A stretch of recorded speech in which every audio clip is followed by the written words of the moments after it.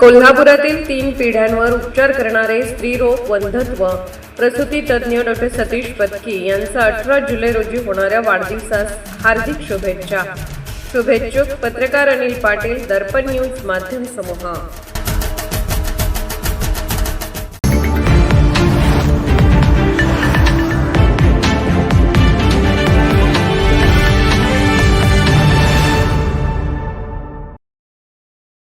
दर्पण न्यूजच्या वृत्ताचा दणका.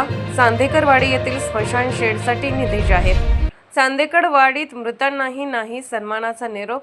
जीर्ण स्मशान शेडमुळे ग्रामस्थ संतप्त. या दर्पण न्यूजमध्ये प्रसिद्ध झालेल्या वृत्ताची गंभीर दखल घेत जिल्हा परिषद सदस्य अरुण जाधव यांनी तातडीने पावले उचलली आहेत.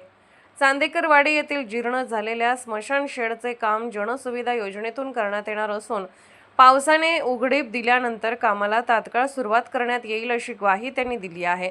दूधगंगा नदीपात्रालगत उभारण्यात आलेल्या या स्मशान शेडची अवस्था अत्यंत दयनीय झाली असून तुटलेले पत्रे, पडलेल्या भेगा आणि चिखलमय रस्त्यामुळे ग्रामस्थांना अंत्यसंस्कारासाठी मोठ्या अडचणींचा सामना करावा लागत होता. पावसाळ्यात तर अंत्यसंस्कारासाठी तात्पुरत्या शेडचा आधार घ्यावा लागत असल्याने ग्रामस्थांमध्ये तीव्र नाराजी पसरली होती.